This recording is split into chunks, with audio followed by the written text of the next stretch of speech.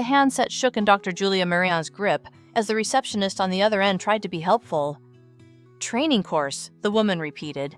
"Oh, Mr. Daniel Reed is out on PTO all week." The sentence landed like a clean fracture. Julia thanked her, set the phone on the pharmacy counter at Moran Apothecary, and pulled in a measured breath. The chime over the door rang. The Whitakers were here for their refill. Julia smoothed her white coat, found her smile, and walked out to counsel dosage as if the floor beneath her wasn't shifting. That evening, the house felt too curated, like a model home impersonating a life the frame photo from their 10th anniversary. The backsplash they tiled together, the chair where Daniel read the Sunday business section. He'd kissed her goodbye 3 days earlier with a suitcase and a story about a mandatory certification in San Jose. She'd ironed his shirts, packed almonds and ginger chews for turbulence, wished him luck on a final that never existed. Julia opened her laptop. 27 minutes of searching became 40. Algorithms ferried her from forums to firm sites, from promises of discretion to case studies and marital sleight of hand. She finally stopped at Hale & Partners Investigations. The reviews were clipped and sober, licensed, meticulous, court-ready. She left a message. "Dr. Marin Victor Hale, returning your call." His voice found her the next morning between inventory counts. She stepped into the tiny office beyond the narcotics safe and closed the door. "My husband said he's at a training. His company says he isn't," she stated. "Facts first, feelings later. I have an opening at 3, Victor said. "Corner table at Juniper Coffee." Victor was exactly the kind of man who'd spent years watching other people lie. A gentle gaze, salt and pepper hair, a legal pad that had seen enough ink to testify. "I won't tell you your instincts are wrong," he said after listening. "If they were, we wouldn't be here." "I don't want comfort," Julia replied, twisting a wedding band that suddenly felt like a prop. "I want evidence." 3 days blurred and then sharpened with a single text. "Check your email." "Found him." Julia opened the report with hands that wouldn't quite obey. 5 photographs loaded in a patient sequence. Daniel stepping through the glass doors of the Pacific Crest Resort and Spa in Laguna del Mar. Daniel at check-in, shoulder tilted toward a woman Julia didn't recognize. 2 flutes of champagne meeting over an ocean balcony. A sunset shoreline, fingers interlaced like a decision. A booking screenshot, Horizon Suite 7 nights guests, Daniel and Sienna Reed. He'd given someone else her surname. The report spoke in cool nouns and timestamps. The woman was Sienna Carter, 33, an interior stylist who'd consulted on a tech expo in Denver, where she and Daniel first met. Over the past 6 months, he'd manufactured travel conferences, workshops, task forces. Victor had dates, room service, signatures, a neat map of deception any judge would admire. Julia scrolled past photographs to the addendum that made her blood go cold. Sienna believed Daniel was single.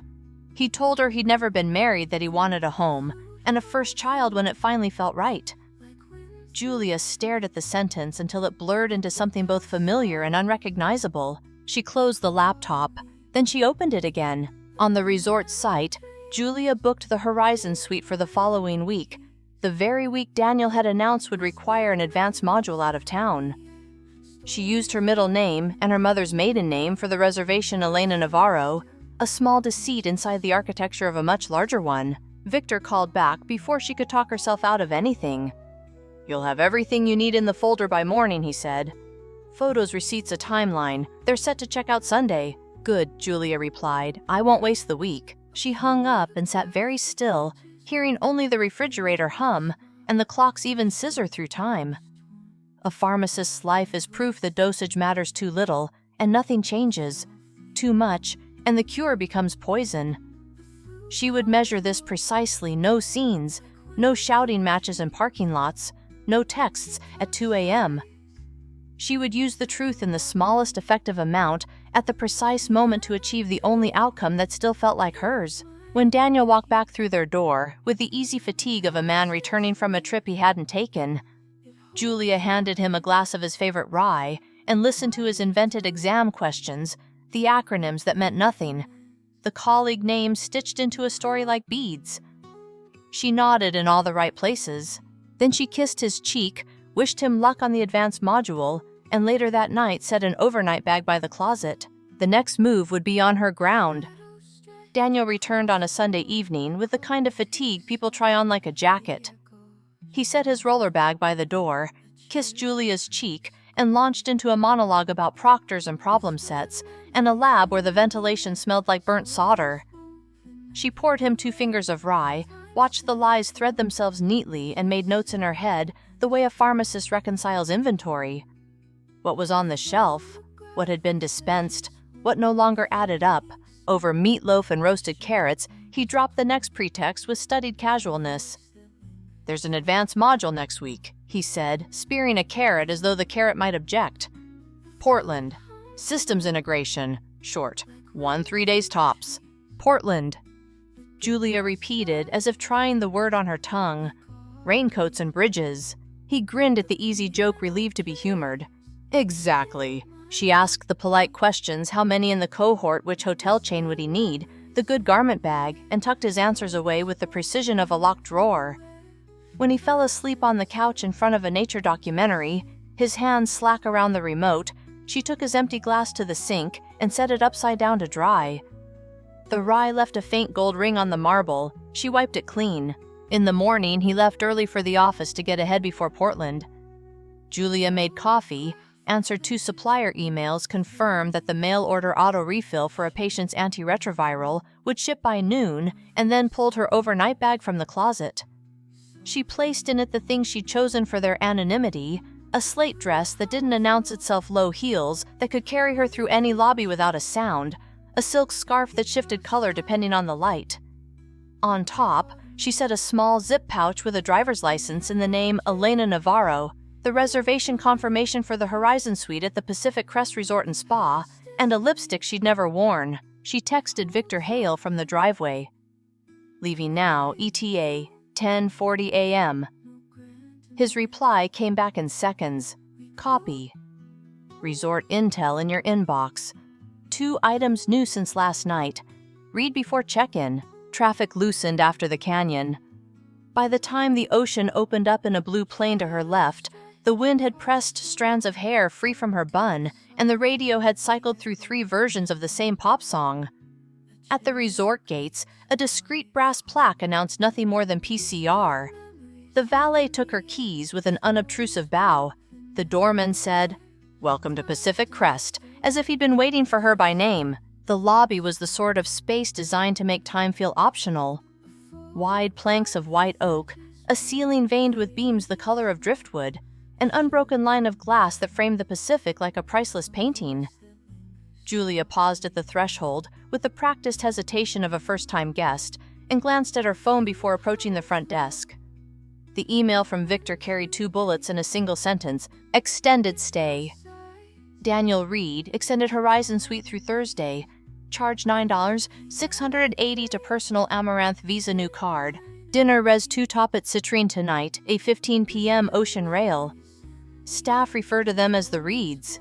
The Reeds, she repeated silently, as if the phrase were something she could rinse out of her mouth. "Good morning," the front desk associate said with curated warmth, checking in. "Yes." Julia put Elena Navarro on her face like a veil. "Reservation for the Horizon Suite." "Of course, Miss Navarro." Fingers moved across a keyboard. "We have you for 4 nights on our Tide and Tranquility package. Will your companion be joining us later?" "Work interfered," Julia said lightly, letting a small apology sit in her smile. "I decided to come anyway. We'll make sure it still feels like a celebration." The associate slid a key card across the counter. "Your suite is on level 7. Best light in the afternoons, if you need anything at all." "Thank you!" The elevator rose in the smooth silence. When the doors opened, she stepped into a corridor bathed in coastal light. Seagrass arranged into tall ceramic cylinders, the carpet a muted pattern like foam pulled back from shore. The Horizon Suite was larger than the ground floor of their starter townhouse, had been a living room anchored by a low linen sofa, a dining table in bleached oak, a terrace where an infinity plunge pool seemed to peer over the cliff's edge into the ocean below. On a tray by the window, an amenity stood at attention: local strawberries, a half bottle of sparkling wine, 2 flute glasses, a card printed with a serif font that managed to be both modern and expensive. "Ms. Navarro, welcome to your ocean horizon." Julia set her bag on the bench at the foot of the bed and did what she always did in new spaces. She established order. Shoes-aligned silk scarf hung neatly, toiletries placed with martial logic on the marble. She walked to the glass and looked down. The main pool was a rectangle of clean water edged in pale stone. White umbrellas evenly spaced. A family tossing a ball. A couple in matching hats reading separate books. And there, in a cabana with a striped awning, was Daniel, bare feet, stretched out, sunglasses on, hair damp. A woman leaned toward him with one leg tucked beneath her, a plate of citrus between them, the two of them laughing in a way that made their bodies telegraph familiarity. Sienna Carter wore a black one-piece with a low back and a gauzy wrap tied at her waist. Up close, the photographs had said she favored layered gold necklaces and kept her nails short. From 7 floors above, Julia could see only posture and ease. They looked like people who believed a story about themselves and were enjoying the believing, so they hadn't checked out on Sunday. The extension explained itself, a useful complication. It meant Julia did not have to imagine or wait. The variable was fully present in the equation. She took out her phone and called Victor. "Confirm that extension for me." "It went through last night just before midnight," he said. A concierge note tags, 6-month milestone in the profile. Also, your husband asked about private access to the bluffs at sunset and what the policy is for setting lanterns along the path. Julia let herself exhale through her nose, quiet and absolute. Noted. "Do you want me to move the timetable?" Victor asked. "No," she said. "We'll keep it. I'll gather, not confront." She hesitated, then added, "And Victor?" "No theatrics. If I'm going to speak, it will be once and it will hold. You'll have fresh copies of everything by 5, he said. And Ms. Marin, Elena, she corrected. Elena, he amended. You're doing fine. She ended the call and changed into linen trousers, a shell, in a tone that made her eyes look greener. Sandals that clicked only if you listened for them. The spa was 2 levels down and set back from the cliff, designed like a sanctuary you had to earn. A receptionist in eucalyptus green smiled and offered ginger tea. A glass wall revealed a courtyard where wind moved through a stand of bamboo, as if the bamboo were listening. "I'd like to book the salt therapy lounge," Julia said, "and the ocean radiance facial at whatever time lines up after 11:30 massage for." She paused as if searching. A friend recommended it. She thought the sequence was perfect. The receptionist glanced at the schedule. "We do have an ocean radiance at 12:20 that follows a guest's massage at 11:30 in the women's wing. If you book 12:30, you'd overlap in the relaxation room for 10 to 15 minutes. That's the sequence," Julia said. "I'll take 12:30. Under Ms. Navarro." "Yes." Appointments booked, she drifted into the shop attached to the spa and examined a row of local candles with names that sounded like the weather-tied glass fog bank First Blue. In the reflection of a blackened steel shelf, she saw Sienna cross the lobby toward the elevators, hair loose from a pool bun wrap gathered at her elbow, the air around her carrying the citrus that had been on their plate. Sienna didn't look like a woman who had stolen anything. She looked like someone who had been handed a story with confident handwriting and had decided to believe it because belief made the days line up. Julia ate a late lunch in the cafe, grilled peaches, burrata, cracked pepper, and read the resort map as if it were a text. Where the circulation tightened, where it widened, where a person might be most likely to think, "No one is watching me here." She went back to the suite at 2, lay on the cool coverlet for 20 minutes, with her eyes closed but without sleep, and then changed into the spa's robe. The women's relaxation room was discreet and deliberate, 6 chaise lounges in cream, a wall of stacked salt bricks lit from within like a heart. Small tables with pitchers of lemon water and neatly folded linen napkins. A floor-to-ceiling window faced a rock garden, where the light arrived in bands. Julia chose the chaise nearest the corner. Good sightlines, easy to exit, and pretended to read a magazine about architecture she did not intend to read. At 12:18, the door opened, and Sienna came in with a spa attendant. She moved the way someone moves when their muscles have been taught to forget a month's worth of tasks, shoulders slightly loose, chin, softer breath open. She settled on the chaise 2 down from Julia's and folded one leg beneath her as if sitting at home. The attendant placed tea at her elbow, said something about seaweed infusion, and left them to the sound of water. For a minute, the room wrote itself in gentle silence. Sienna hummed a melody under her breath, simple and minor key. Julia recognized it before she could decide not to La Llorona the version by Chavela Vargas, a song that made grief sound like a river. "That tune has teeth," Julia said, not looking up from her magazine. "You don't hear it often in places meant to be calming." Sienna's head turned with the reflex of a friendly person. "I know," she said, smiling, "but it always finds me. My mom sings while she paints. She'd put that record on Sundays. It's sad, but it doesn't leave you empty. Good art doesn't," Julia said. She lifted her eyes, warm but not too direct. "Elena." "Sienna." She returned, offering the name like a hand. "Nice to meet you." They let small talk play out with the ease of strangers who have agreed to be kind, where the best view was for the 5 p.m. light. The north overlook, whether the plunge pools were truly heated, they were mercifully, if the mango sorbet at the cafe was too sweet, it was not. A spa clock ticked from 12:23 to 12:26. In the quiet, Sienna's relief came untucked enough to show. "Are you here for something special?" Julia asked, the way one might ask out of innocent curiosity. "Kind of," Sienna said, the corners of her mouth pulling toward a secret and then away. 6 months. We're trying not to make a big deal out of it, but..." She shrugged, complicit with herself. "We made a big deal out of it." "Congratulations," Julia said, and that word, which had been designed to be used at moments like these, felt as brittle as spun sugar in her mouth. "Thank you." Sienna cradled the warm cup. "He's thoughtful. He'll vanish to take these work calls, but then he'll reappear with something precise like a print from a gallery we only casually mentioned 6 weeks ago. Or a bite of cake from the bakery I grew up near, which means he found my aunt's Facebook and DM'd her to ask." It was the type of detail Julia would have found charming 10 years earlier, a breadcrumb trail of attention. Now it sounded like a study in craft. "What kind of work?" Julia asked the question innocent, the answer obvious. "Engineering systems architecture, something with integration in the title." Sienna made a face.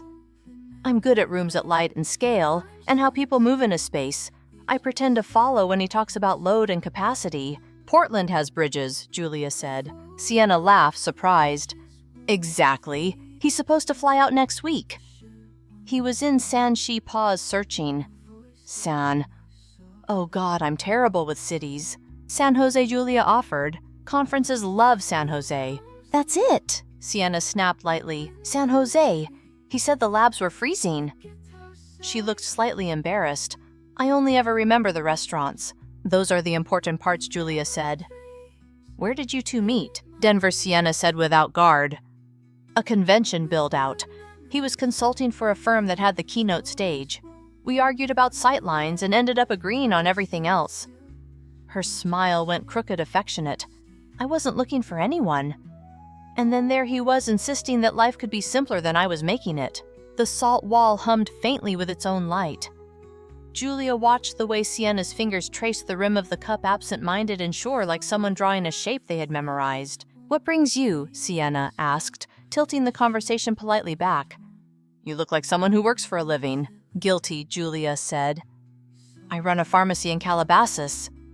I promised myself a week a year where I say yes to long walks in salt rooms and to not answering the work phone after dinner. I'm terrible at keeping that promise." Sienna brightened. "My sister's a nurse practitioner. If we get put on the same coast for 3 days, we quote boundaries at each other like scripture and answer emails anyway." They laughed. The sound made the room feel less like a calculated calm and more like a place where two women could be unremarkable together. A spa attendant opened the door with the choreography of someone trained never to interrupt a moment. "Ms. Carter, we're ready for you. That's me." Sienna stood and retied her robe with a half-knot that looked practiced. "It was nice to meet you, Elena. If you do the Ocean Radiance, ask for Anna. She has hands like, what's a non-creepy way to say this, like time is slower when she's working." "I'll do that," Julia said. "Enjoy." When Sienna left, the quiet came back in a different key. Julia canceled her own facial with a calm apology about a headache and stepped into the corridor. On her way to the elevator, she stopped at the tiny alcove that held a phone and dialed Victor. "She believes him," Julia said without preface. "Not vaguely, fully, the way people believe in sunrise." "Understood," Victor said. "Do you want to go to dinner tonight and watch, or move to plan B?" "Dinner," Julia said. She looked out the glass at the slice of ocean you could see from the spa's hall. If there's going to be a performance, I'd like to understand the script. Back in the suite, a manila folder waited on the table by the terrace doors.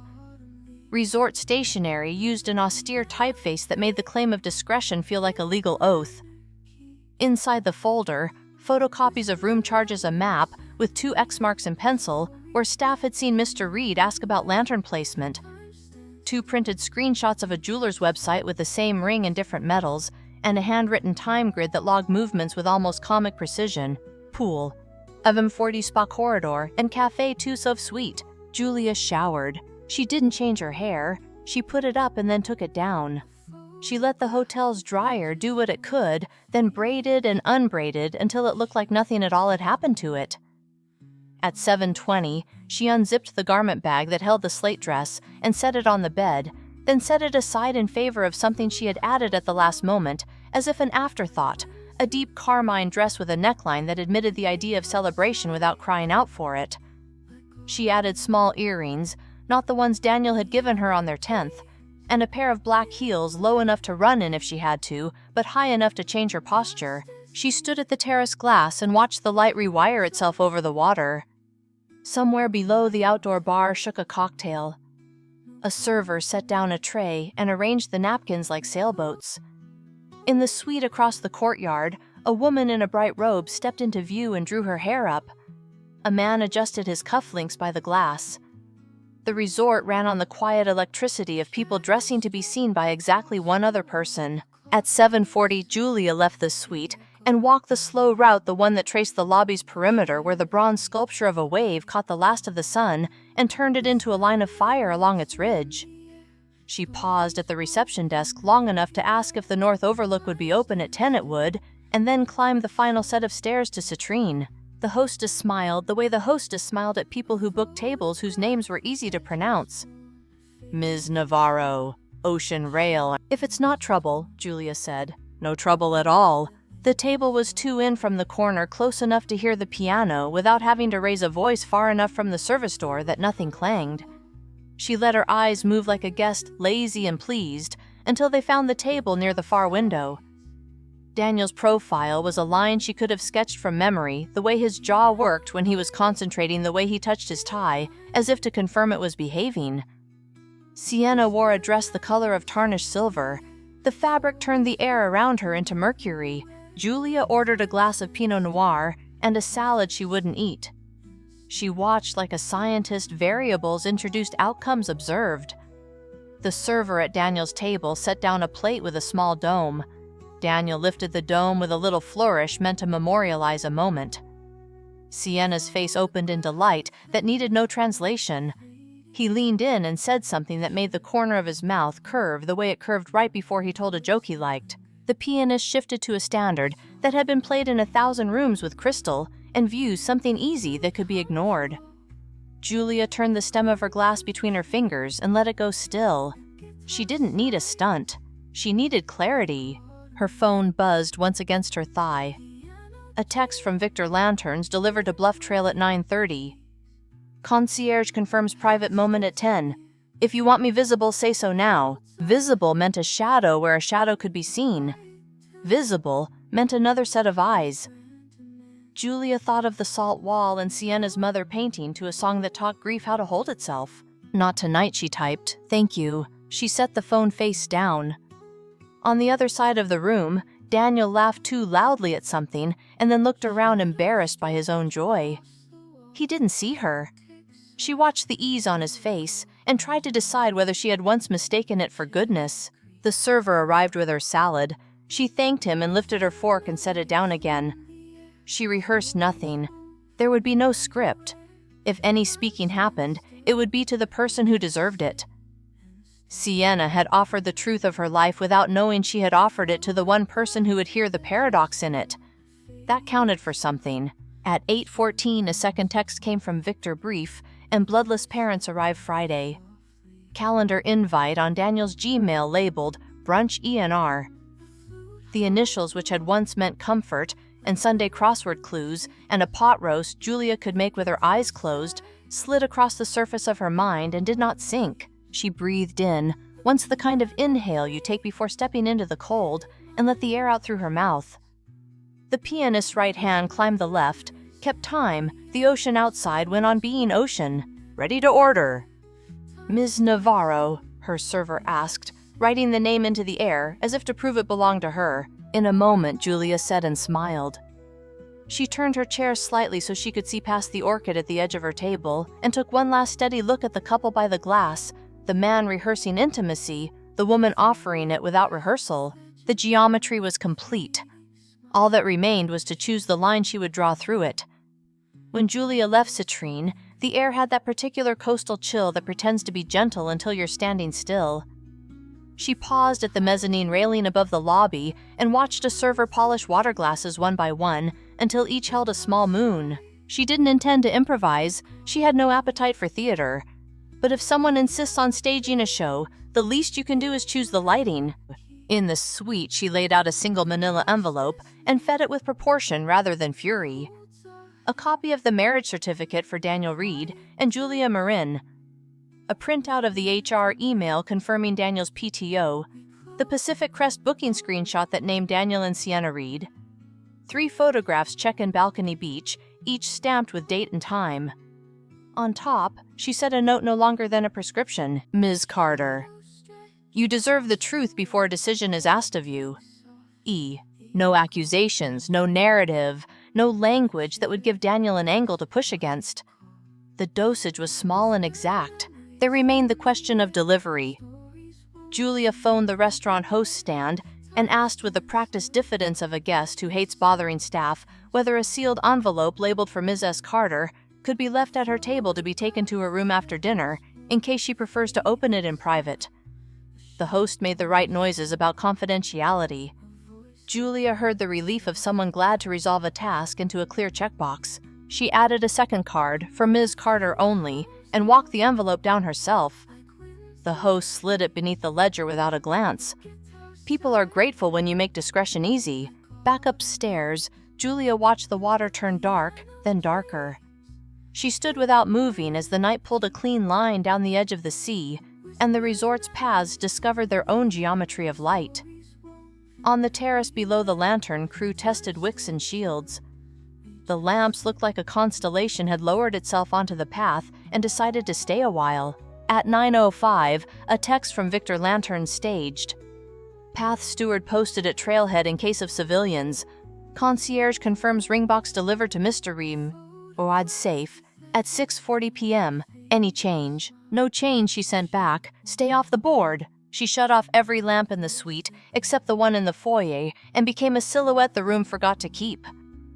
In the glass, she could see a streak of herself, a ghost in a red dress not yet chosen.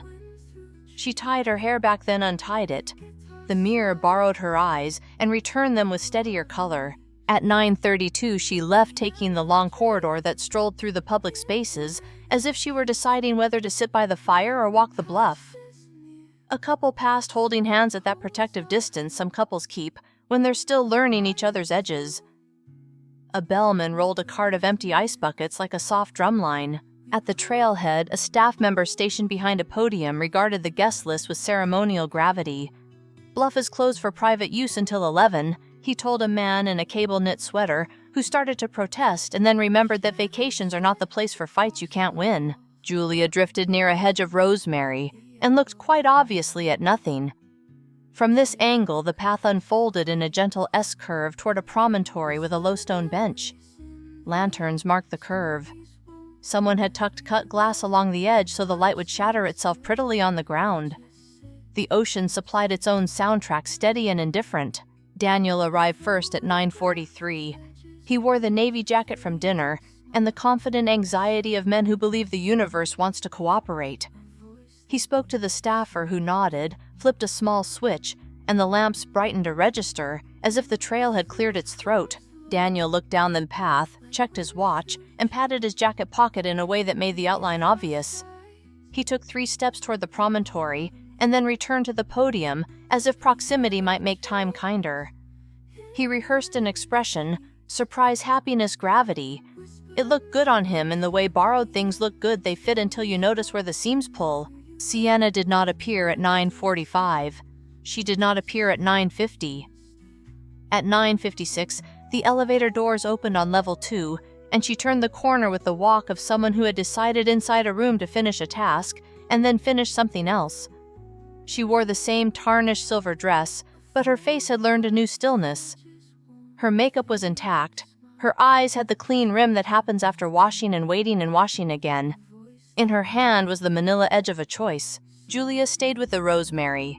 She let the green smell keep her where she needed to be, near enough to see far enough not to tilt the scene by her presence. When Sienna reached the trailhead, Daniel's relief was almost physical. He nearly reached for her before remembering he intended to begin with words. "I thought maybe you got lost," he said, laughing too brightly.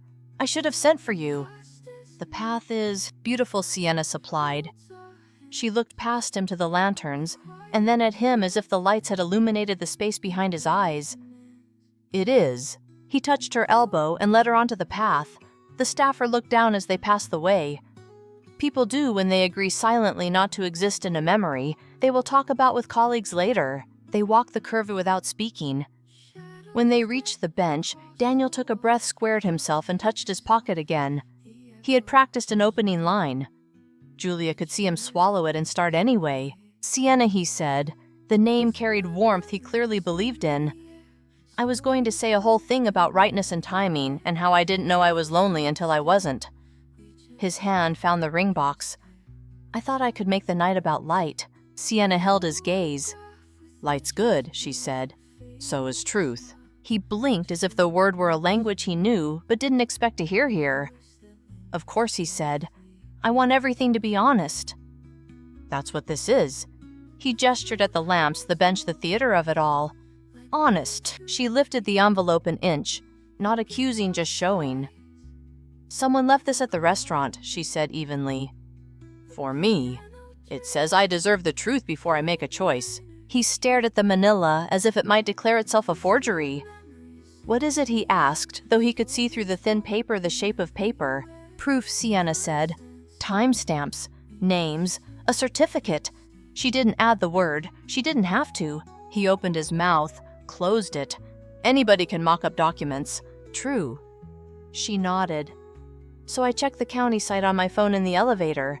I typed your name and hers. It's public. You didn't even bother to conceal the date." Daniel put a hand to the back of his neck, a nervous tic he had once hidden behind compliments about late sunsets. "Sienna, I can explode." "I'm sure you can," she said. "You're skilled at building structures that look like explanations. But I don't need architecture tonight. I need load-bearing truth." "Are you married?" He made the smallest motion as if the word itself had weight. "Yes," he said. She breathed once, and the breath came out a little brighter in the cold. "Do you intend to stay married?" He looked at the ring he hadn't yet opened. It seemed to surprise him that it existed. "I know. I mean, I was going to," when she didn't press.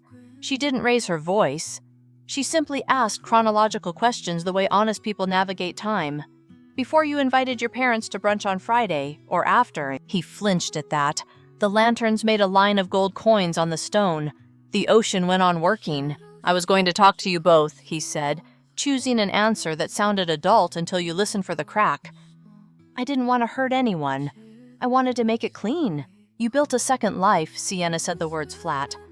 "There isn't a clean way to bulldoze the first while pretending to move furniture in the second." He stepped closer. She did not step back. "I love you." She shook her head, and the light patented itself on her hair. "You like the story you can tell near me," she corrected. "That's not the same thing." He saw then, perhaps for the first time, that the bench was not a stage but a witness. He looked past her shoulder down the curve of the path and saw Julia. She had stepped forward because she understood what came next. Not to interject, not to claim, but to make omission impossible. Under the lanterns, she looked like exactly what she was, a woman who had stopped offering her life to other people's fictions. Daniel's face emptied out. He had the reflex to be angry and nowhere to put it. "What? Why are you—" He couldn't finish a sentence without choosing a lie to complete it. Julia did not smile. She did not narrate. "Good evening," she said. "Ms. Carter." Sienna took half a second to connect the initial to the woman. Then her expression changed, not into shock, she seemed past that, but into the hard clarity of someone who can square a ledger. "You're the one who left the envelope." "Yes," Julia said. "Are you—" Sienna stopped, caught, and released a thought and tried again. Are you safe? The question landed with such unexpected mercy that Julia found herself answering it precisely. Now, yes, she said. Sienna nodded. She looked at Daniel, and the look accepted no posture. You knew she was here. I know, he said, and this time the available truth helped him only marginally. I didn't know anything. That part, Julia said gently, is accurate. They stood in a triangle calibrated by distance. Behind them, the staffer stared more intently at the ledger than any ledger has required in the history of hospitality. The lanterns held still as if wind were a rumor. Sienna's voice softened astonishingly. What do you want from me? She asked Julia, as if offering a choice no one had offered in months. Whatever keeps you whole, Julia said, and whatever keeps me out of your future fights. She glanced at Daniel once briefly. I will not triangulate. I will not argue. I have counsel. There will be paperwork. Above them, a gull cut the dark with a single arc and vanished. Sienna took off one of her layered necklaces and wrapped it around her fingers, a small anchor against the impulse to shake. I won't be part of a triangle, she said to Daniel. I won't be the story you used to exit the story you made. That feels like theft even when it comes with flowers. Sienna, I'm sorry, he said helplessly. I believe that, she exhaled. It's also useless. She turned to Julia. Thank you for not humiliating me in a room full of strangers. She looked at the envelope again as if considering whether to hand it back. And for the dosage, she added a word she could not know mattered to Julia more than she meant. It was enough. It didn't crush me. I'm glad, Julia said. It was the only blessing she had to give. Sienna slid the envelope into her bag and closed the clasp as if locking a door. I'm going to pack, she said to no one in particular. I'm going to sleep somewhere else that isn't this suite, and tomorrow I'm going to book a late checkout without asking permission. She looked at Daniel last. Please don't follow me. She walked away without drama. The lanterns lit her exit in the same modest way they had lit her arrival. Daniel and Julia remained on the path, not touching the bench as if the stone were reserved for people who told the truth in time. He put a hand to his mouth and then dropped it, the gesture of a boy learning his first rule the hard way. What now, he asked, not belligerent, empty. Now, Julia said, I go back to my room and I sleep. Tomorrow I call my lawyer and your HR. On Friday, if your parents ask me to eat brunch, I will decline, and if they ask why, I will tell them. You'll ruin me, he said, and sounded astonished at the thought, like something fragile had broken of its own accord. Correction, Julia said. You did that work. I'm just turning on the light. He looked up the path again, but the person he thought might save him had already left. The ocean pulled and returned the shore and pulled again. Julia, he tried, and the name which once meant 1,000 Tuesdays meant nothing she could use. Go, she said, not unkindly. You've lost enough sleep over your own stories. Get some rest. She walked back toward the podium, the rosemary, the lobby where the bellman had returned the ice buckets to their invisible homes. On the way, she passed a mirror glazed dark by the night and caught for a moment the outline of a woman who had refused spectacle and chosen an ending anyway. The staffer at the podium said nothing because nothing needed saying. He pressed his hand to his chest in a gesture that wasn't quite a bow and not quite compassion, and Julia answered it with a nod that meant, I will be fine. By the time she reached her floor, the lanterns below were dimming themselves into ordinary lights. She unlocked her door, stepped into the quiet, and let the soft click of the latch be the only sound the room required. She slept. Morning came clean as if the night had been a fever. The room had finally sweated out. Julia woke before the light had fully found the water. The suite was quiet in a way that felt earned. She brewed the in-room coffee, ignored it after one sip, and began. A short message to Victor Hale, thank you, no further surveillance. Bill me for the full week. A precise email to Meera Patel, the attorney recommended by a pharmacist friend attachment list, desired outcomes, a request for a first available consultation. Then an HR note to Daniel's firm that said only what needed saying, that she would no longer be the point of contact for spousal travel verifications, that all inquiries should be directed to counsel, that she expected no one at the company to use her name as alibi again. She packed with the speed of someone who had no more need to ruminate over fabric. The red dress slid into its bag like a tool returned to its drawer. Downstairs, the front desk clerk, new shift, new face, asked if her stay had been restful. Julia offered the truth in scale. It was clarifying, she said, and left a tip that would instruct the invoice to say nothing more. The drive back traced the same road at a different temperature. The ocean held its blue without commentary. At the house, the rosemary in the front bed had thrown unexpected flowers. Julia carried her bag and set it by the stairs and stood in the doorway of the kitchen long enough to register that the space remained exactly what it had always been. A room that made dinner possible and secrets unnecessary. She called Mira from the breakfast nook, the place where pill planners were refilled on Sundays and tax folders assembled in stacks. "We'll file a petition this week," Mira said, efficient without haste. "First, separate finances, freeze, joint lines, change your digital access. You're entitled to clarity and to safety." "I don't want a theater," Julia said. "No scorched earth. Clean math? Understood." They went down a list that sounded like choreography: new account numbers, new passwords, a temporary custody plan for the dog they didn't have because they'd always been too busy, the house, the retirement accounts, the pharmacy's corporate veil. The law, when spoken by someone competent, felt like level ground. When she ended the call, she opened a new spreadsheet with 3 tabs: assets, debts, unknowns. She filled cells until the columns looked like a room with lights on. Then she did the small domestic things you perform not for utility, but for proof you live here. Washed the single mug she'd used, watered the snake plant, wiped the spice jar labels where cumin always found a way to cling. At noon, Daniel texted. "We need to talk," Julia replied. "My attorney will coordinate times for any necessary conversation." He tried again. "Please, just 5 minutes." She put the phone face down and let silence do what it does best: divide what is necessary from what is merely noisy. Friday came with an invitation from Evelyn and Robert Reed brunch. "We're worried. We love you both." Julia considered the trap of plural verbs and replied with a condition: "I will meet you if you're willing to hear the truth without managing it." They chose their garden tidy and bright, the citrus trees staked like polite soldiers. "We didn't know the extent," Evelyn began the kind of sentence that asks to be softened by the listener. "You met her in December," Julia said gently. "You heard her speak about a future that required my disappearance. That knowledge has a length." Robert cleared his throat, then stopped. Evelyn placed a hand on his sleeve and removed it again. "People who have practiced graciousness all their lives are surprised how useless it can be in the presence of simple facts." "I'm not here to distribute shame," Julia added. "I'm here to draw a boundary. You may be in your son's life under whatever terms you find acceptable. You will not be in mine unless you can say my name without pretending I never existed." Evelyn nodded in the way people nod when they have run out of scripts. Robert said he was sorry. It landed as apologies often do, like a feather in a room that needed ballast. On Monday, the petition was filed. The clerk stamped it with a sound like a gavel for one person. A week later, mediation. Mira did most of the talking. Julia signed where signature was required.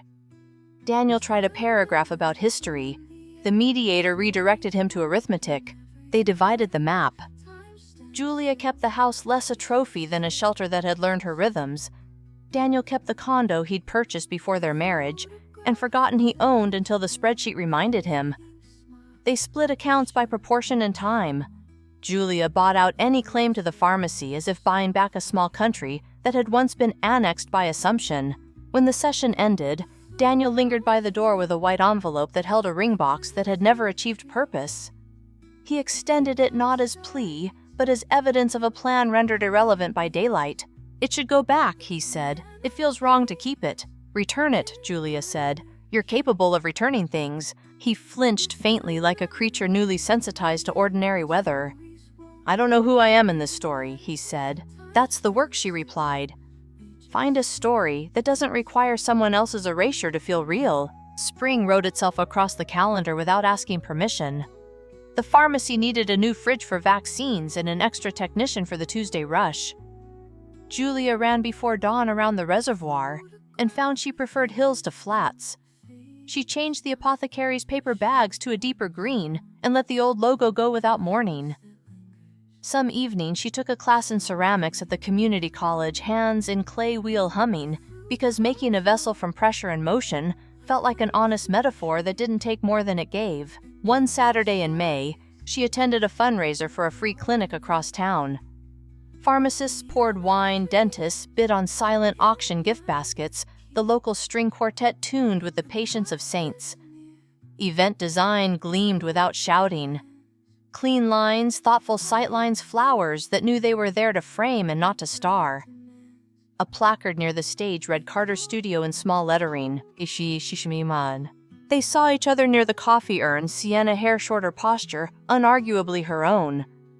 For one beat, they were two civilians at a public event. Then Sienna smiled, not fragile, not defiant, simply present. "Hi," she said. "Hi," Julia answered. "How are you?" Sienna asked, and did not hurry the answer. Less theoretical, Julia said, surprising them both. More practiced. Sienna laughed softly. "I moved apartments," she said. "Found a place with morning windows. Turns out light at 9 a.m. is different from light at 5. Everything is about dosage," Julia said. And when Sienna tilted her head curious, Julia added, "I measure things for a living." "I know," Sienna said. "Thank you for measuring the way you did that night." They stood with coffee and the normal clatter of plates around them. It wasn't friendship, not yet. It didn't need a name at all. It was two people acknowledging that a storm had passed through them, and each had refused to become weather for the other. "Take care," Sienna said. "You too," Julia answered. On the drive home, the road curved where it always curved. She rolled the window down and let air lay its clean hand against her face. At the house, she watered the rosemary until the scent rose up like memory made kind. She placed a new key on her ring bank box legal papers and hung her coat behind the pantry door. In the quiet kitchen, she opened the window and let the evening in. There would be other choices. Other arithmetic. What remained work. Breath and honest room was enough to begin from. Thank you so much for listening to today's story.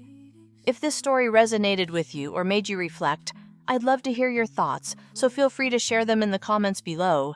And don't forget to like, subscribe, and hit the notification bell so you won't miss the next story.